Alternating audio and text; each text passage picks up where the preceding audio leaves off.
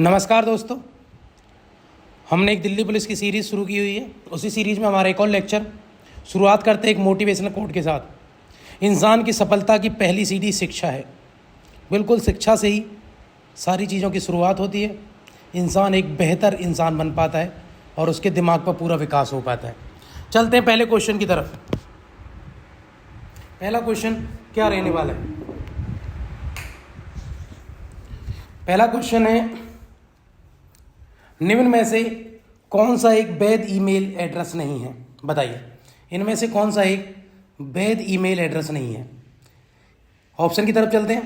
email@domain.com, ये संख्या दी गई है @domain.com, email@domain.com या blank@email.com। बताइए भैया, क्या इसमें से एक वैध एड्रेस नहीं है? बताइए मेरे लाल लालियों, क्या आंसर रहने वाला है? चलते हैं आंसर की तरफ। आप भी लगातार कमेंट बॉक्स में आंसर कर सकते हैं। तो भैया इसका जो आंसर है वो है blank@domain.com कोई वैध ईमेल एड्रेस नहीं है। अगले क्वेश्चन की तरफ चलते हैं भैया। कंप्यूटर के क्वेश्चन के साथ हमने शुरुआत की है। MS वर्ड 2007 में टेबल प्रॉपरेज के बॉर्डर और शेडिंग विकल्प का उपयोग निम्न में से किसे अप्लाई करने के लिए किया जा सकता है? बताइए। ओरिएंटेशन अप्लाई के लिए किया जाता है, मेलिंग अप्लाई के लिए, बॉर्डर अप्लाई के लिए या मार्जिन अप्लाई के लिए? तो इसका जो आंसर रहने वाला है मेरे शेरनियों वो है बॉर्डर।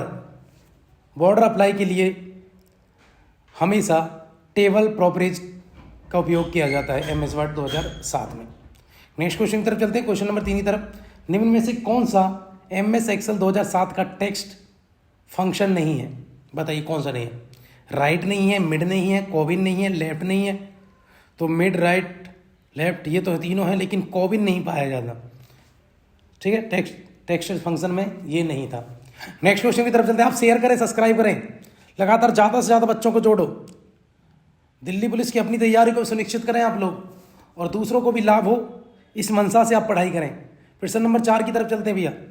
आप बिल्कुल भी स्वार्थी ना बने, आप शेयर करें, सब्सक्राइब करें, लाइक करें और बेल आइकन को दबा दें ताकि आपको हमारी नोटिफिकेशन टाइम पर मिलती रहे और हर वीडियो की नोटिफिकेशन आपको मिल जाए। चलो नेक्स्ट क्वेश्चन की तरफ चलते हैं मेरे लाल लालियों। क्वेश्चन नंबर 4, MS वर्ड 2007 में किसी टेबल में निम्न में से कौन सा सेल अलाइनमेंट का एक विकल्प नहीं है? बताओ कौन सा सेल अलाइनमेंट का एक विकल्प नहीं है? अलाइन अक्रॉस नहीं है, अलाइन बॉटम राइट नहीं है, अलाइन सेंटर नहीं है या अलाइन टॉप लेफ्ट नहीं है? तो इसका जो शेरनी आंसर रहने वाला है वो अलाइन अक्रॉस नहीं होता, बाकी आपको तीनों मिलेंगे। नेक्स्ट क्वेश्चन की तरफ चलते हैं। अगला क्वेश्चन क्या रहने वाला है?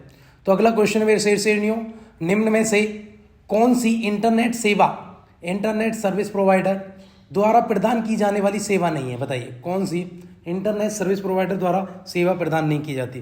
क्या इंटरनेट एक्सेस प्रदान नहीं किया जाता, वेब प्रशासन पर आपको प्रदान नहीं किया जाता, डोमेन नाम पंजीकरण नहीं दिया जाता या डायल अप एक्सेस नहीं दिया जाता? तो इसका जो आंसर रहने वाला है भैया, इंटरनेट सर्विस प्रोवाइडर जो है वो आपको वेब प्रशासन नहीं देगा, बाकी तीनों मिल जाते हैं भैया। नेक्स्ट क्वेश्चन चलते हैं। बाकी तीनों सर्विस के ही भाग हैं, इंटरनेट सर्विस प्रोवाइडर जो आपको प्रदान करता है। प्रश्न नंबर 6 की तरफ चलते हैं मेरे शेरनियों। MS वर्ड 2007 में निम्न में से कौन सा मेनू बार का एक विकल्प नहीं है? बताइए कौन सा नहीं है? मेन्यू बार में इंसर्ट मिलता है, होम मिलता है, इंटरनेट नहीं मिलता, पेज लेआउट ये तो मिल जाता। तो भैया इसका जो आंसर इंटरनेट नहीं मिलेगा ना आपको मेन्यू बार में। तो नेक्स्ट क्वेश्चन की तरफ चलते हैं मेरे शेरनियों। प्रश्न नंबर 7, MS वर्ड 2007 में 36 पॉइंट का फॉन्ट साइज कितने इंच के बराबर होता है? बताइए इनका जो MS वर्ड में जो 36 इंच का फॉन्ट साइज था वो कितने इंच के बराबर होता है? 1 इंच के, 0.125 इंच के, 0.5 इंच के, 0.25। तो इसका जो आंसर है भैया वो है 0.5 इंच के। 0.5 जो है इतने इंच के बराबर होता है 36 पॉइंट का फॉन्ट 2007 के MS वर्ड में। नेक्स्ट क्वेश्चन की तरफ चलते हैं मेरे लाल लालियों। Question number 8, MS Excel workbook 2007 में डिफॉल्ट रूप से कितनी वर्कशीट होती हैं? बताइए, 1 होती है, 2 होती हैं, 4 होती हैं, कितनी वर्कशीट होती हैं? आप लोग भी लगातार आंसर करते रहें। आप लोग बिल्कुल आंसर नहीं करते हैं, इसलिए क्वेश्चन मैं आपके लिए छोड़ के जा रहा हूँ। नेक्स्ट क्लास में मैं इस पर डिस्कस करूँगा। नेक्स्ट क्वेश्चन की तरफ चलते हैं। क्वेश्चन नंबर 8, BR अम्बेडकर को किस वर्ष भारत रत्न दिया गया? बताइए मेरे शेरनियों, क्या आंसर रहने वाला है? अंबेडकर साहब को किस वर्ष भारत रत्न दिया गया था? तो इसका जो आंसर रहने वाला है, आप लोग आंसर करेंगे, आप लोग भी लगातार कमेंट बॉक्स में आंसर करते रहें। तो इसका जो आंसर रहने वाला है वो है 1990। तो भारत रत्न जो दिया गया था अंबेडकर को, वो कब दिया गया? वो दिया गया था 1990 में। नेक्स्ट क्वेश्चन की तरफ चलते हैं मेरे शेर न्यू। नेक्स्ट क्वेश्चन क्या रहने वाला है? अगला क्वेश्चन है, भारत की 2011 के अनुसार निम्न में से राज्य में प्रतिवर्ष 1000 पुरुषों पर महिलाओं की सर्वाधिक संख्या किस राज्य की थी? बताइए मेरे लाल लालियों, किसकी थी सबसे ज्यादा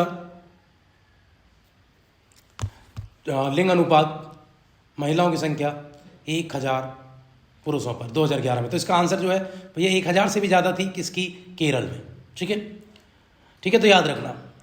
चलो मैं प्रश्न नंबर 8 का आंसर बता देता हूँ, वरना कहेंगे सर आप छोड़ के चले गए। तो इसका जो वर्कशीट है तो साथ में कितनी वर्कशीट होती हैं? तो इसका है भैया 3। कितनी वर्कशीट होती हैं? 3 होती हैं। चलो हम चलते हैं क्वेश्चन नंबर 11 की तरफ।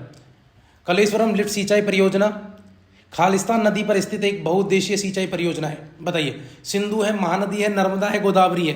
बताइए मेरे लाल लालियो, जो कलेश्वरम लिफ्ट सिंचाई परियोजना है वो किस नदी पर है? कलेश्वरम। तो कलेश्वरम कहाँ है भैया? वो मिलेगी आपको गोदावरी पर। किस पर भैया? गोदावरी। याद रखना मेरे लाल लालियो, गोदावरी साउथ की सबसे बड़ी नदी है।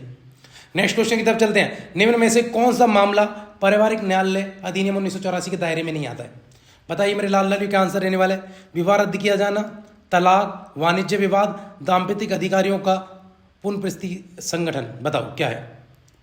तो इसका जो आंसर है भैया, पारिवारिक न्यायालयों में जो नहीं आता वो वाणिज्य विवाद नहीं आएगा, बिल्कुल अलग। और बाकी तो विवाह है, तलाक है, दाम्पत्य अधिकार है, ये सब परिवार से जुड़े हुए हैं, तो ये परिवार अधिकार में आपको मिल जाएंगे, लेकिन वाणिज्य विवाद परिवार में नहीं मिलेगा आपको। नेक्स्ट क्वेश्चन की तरफ चलते हैं मेरे लाल लालियो।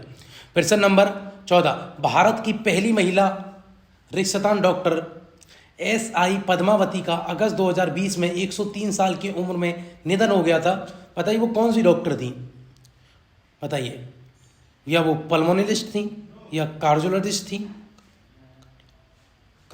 थी, या ऑन्कोलॉजिस्ट थी, या न्यूरोलॉजिस्ट थी? बताइए क्यों, क्या थी वो, किस टाइप की वो डॉक्टर थी? तो भैया इसका आंसर आप जल्दी से लिखें। तो वो भैया क्या थी? वो कार्डियोलॉजिस्ट थी। क्या थी वो? कार्डियोलॉजिस्ट, वो कार्डियोलॉजिस्ट थी भैया। नेक्स्ट क्वेश्चन की तरफ चलते हैं। तो जो दिन 103 साल की उम्र में डेथ होगी SI पद्मावती की 2020 में, वो किस टाइप की डॉक्टर थी भैया? वो भैया क्या थी? कार्डियोलॉजिस्ट थी। नेक्स्ट क्वेश्चन की तरफ चलते हैं मेरे लाल। प्रश्न नंबर 15, निम्न में से कौन सा संगठन पंडित रमाबाई द्वारा आरंभ नहीं किया गया? मुक्ति मिशन, शारदा सदन, आर्य महिला समाज, सत्यशोधक समाज? बिल्कुल भैया, 3 तो हुए हैं, लेकिन सत्यशोधक समाज इनका नहीं है। सत्यशोधक समाज की स्थापना भैया ज्योतिबा फूले ने की थी, याद रखना। नेक्स्ट क्वेश्चन, सत्यशोधक समाज के संस्थापक कौन है? ज्योतिबा फूले। नेक्स्ट क्वेश्चन की तरफ चलते हैं। शब्द मैन किडिंग का संबंध निम्न में से किस खेल से? बताइए मैन किडिंग किससे है? कबड्डी से, खो खो से, हॉकी से, क्रिकेट से है? बताइए मेरे लाल लालियो, मैन किडिंग शब्द का संबंध किससे है? तो इसका आंसर आप जल्दी से लिखते, कमेंट बॉक्स में भी आप आंसर करते रहें। तो बताइए क्या आंसर है? तो इसका आंसर है option number D, cricket. Cricket से संबंधित होता है भैया मैन किडिंग। मैन किडिंग क्या होता है? जब बैट्समैन नॉन स्ट्राइकिंग एंड पर होता है और जब बॉलर बॉल करता है, अगर वो अपनी पहले ही क्रीज छोड़ दे तो बॉलर उसको आउट कर सकता है। अगर बॉलर ऐसा ना कर पाए, वो आउट करने में विफल रहता है, तो भैया एम्पायर नो बॉल दे देता है। नेक्स्ट, मैन किडिंग जैसे तो भैया क्रिकेट से है, नॉन स्ट्राइकिंग एंड पर आउट कर देना ही मैन किडिंग कहलाता है। जब क्रीज छोड़ दे तो उसको आउट कर देते हैं। निम्न में से कौन सा भारत की पश्चिमी तट पर स्थित एक प्रमुख बंदरगाह है? बताइए मेरे लाल लालियो, क्या आंसर रहने वाला है? 16वें का क्रिकेट है या 17वें की तरफ चलते हैं। 17वें का आंसर क्या है? तो पश्चिमी तट पर हल्दिया, तुतीकोरिन, पारादीप। तो पश्चिमी तट पर तो मिलेगी वो है भैया कांडला। नेक्स्ट क्वेश्चन की तरफ चलते हैं मेरे लाल लालियो। तो क्या आंसर है? बाकी पूर्वी तट पर है, पश्चिमी तट पर है। 18वें क्वेश्चन की तरफ चलते हैं। इंपॉर्टेंट क्वेश्चन और बहुत सिंपल क्वेश्चन है। पार्श्वनाथ कौन से नंबर के तीर्थंकर थे? बताइए। 10वें थे, 23वें थे, 24वें थे, 15 पहले थे? तो वो 23वें थे भैया। पहले ऋषभ थे, 19वें मल्लीनाथ, 23वें पार्श्वनाथ और 24वें महावीर स्वामी। क्वेश्चन नंबर 19 की तरफ चलते हैं मेरे लाल लालियो। दिसंबर रिश्तदान में संसद द्वारा पारित कृषि एवं प्रसंस्कृत खाद्य उत्पादन निर्यात विकास प्राधिकरण अधिनियम के अंतर्गत भारत सरकार द्वारा कृषि एवं प्रसंस्कृत खाद्य उत्पादन निर्यात विकास प्राधिकरण एपीडा को स्थापित किया गया था? बताइए कब एपीडा को स्थापित किया गया, बताइए मेरे लाल लालियो, क्या आंसर रहने वाला है इसका? जो आंसर है लाल लालियो वो है 1995 में। नेक्स्ट क्वेश्चन की तरफ चलते हैं। प्रश्न नंबर 20, आरंभ में रिजर्व बैंक का कार्यालय रिक्स्थान में स्थापित था, लेकिन 1937 में स्थायी रूप से बम्बई यानी आज को मुंबई में स्थानांतरित कर दिया। तो ये पूछ रहे भैया 1937 से पहले आरबीआई का मुख्यालय कहाँ था? भैया 1935 में आरबीआई बना था। मैं आपको बता दूं 1 अप्रैल 1935 को, और आरबीआई का अपना खुद का एक्ट आया था। आरबीआई 1934 के एक्ट के तहत आरबीआई की स्थापना हुई थी। तो इसका भैया पहले जो हेडक्वार्टर था वो था कलकत्ता में, याद रखना। इसके पहले जो गवर्नर थे वो सर ओसबोर्न स्मिथ थे, पहले भारतीय गवर्नर सीडी देशमुख थे, और वर्तमान के जो गवर्नर हैं उनका नाम है शक्तिकांत दास। भैया 25वें नंबर के हैं। नेक्स्ट क्वेश्चन की तरफ चलते मेरे लाल लालियो। मैंने आपको करंट तक बता दिया है, करंट तक पहुंचा दिया, स्टैटिक से उठा के हिस्ट्री से लेकर करंट तक। प्रश्न नंबर 21 की तरफ चलते हैं मेरे लाल लालियो। हमारा क्वेश्चन है उज्जैन शहर को किस नाम से जाना जाता है? बताइए उज्जैन शहर को पहले खालिस्तान या रिक्स्थान के नाम से जाना जाता, बताओ क्या? उज्जैन को पहले क्या कहते थे? अयोध्या कहते थे, अवंतिका कहते थे, द्वारवती कहते थे, कांची कहते थे। तो इसका आंसर लिख लिया मेरे लाल लाल, इसका आंसर है अवंतिका कहा जाता था उज्जैन को पहले। अब नोट करें, शेयर करें, सब्सक्राइब करें, लगातार अपनी तैयारी को एक नई दिशा दें और तैयारी को अपने सुनिश्चित करें। आपकी तैयारी बिल्कुल हम करवा के छोड़ेंगे, हमारा साथ आपका सिलेक्शन। नेक्स्ट क्वेश्चन की तरफ चलते हैं मेरे लाल लालियो। तो भैया इसका जो आंसर है option number B. Next question की तरफ चलते हैं। तो अगला जो क्वेश्चन है, स्वराज पार्टी का गठन 1923 में रिक्स्थान द्वारा किया गया, जो इसके सचिव बने, बताओ कौन? 1923 में जो स्वराज पार्टी बनी थी, जिसका पूरा नाम था कांग्रेस खिलाफत स्वराज पार्टी, तो भैया वो सीआर दास ने मोतीलाल नेहरू ने बनाई थी। सीआर दास अध्यक्ष थे और मोतीलाल नेहरू सचिव थे। तो इसका आंसर क्या रहने वाला है? तो इसका आंसर है Motilal Nehru, option number D.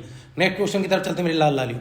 भारतीय रिजर्व बैंक द्वारा 2018 में महात्मा गांधी की नई श्रृंखला में जारी 10 रुपये की मूल्य वर्ग वाले बैंक नोट का आधार रंग निम्न में से कौन सा है? बताइए 10 रुपये के नोट का रंग क्या है? तो भैया वो है चॉकलेटी भूरा। ठीक है, तो आप 20 रुपये के नोट का भी देखें, आप 50 रुपये का भी देखें, आप 500 रुपये का भी देखें, 100 का भी देखें, 200 का भी देखें। 500 से बड़ा नोट अब है ही नहीं। नेक्स्ट क्वेश्चन की तरफ चलते हैं मेरे लाल लालियो, और ये भी देख लेना नोट पर किस पर क्या बना हुआ है। ठीक है, जैसे 500 के नोट पर लाल किला है, तो देख लेना इस पर क्या बना हुआ है। प्रश्न नंबर 24, सजीवों के संदर्भ में टेरोफाइटा वर्ग खालिस्तान जगत का भाग है, प्रोटेस्टा जगत का भाग है। टेरिडोफाइटा किसका है? प्रोटेस्टा का है, मोनोरा का है, कवक का है, प्लांटी का है। तो इसका आंसर जल्दी से लिख लीजिए मेरे से, इसका आंसर प्लांटी का भाग होता है भैया। ठीक है, तो ये आज हमारी क्लास में यही क्वेश्चन है। आप हमारी वीडियो को शेयर करें, सब्सक्राइब करें। अगर आपको हमारी वीडियो अच्छी लगती है तो आप लाइक भी कर सकते हैं।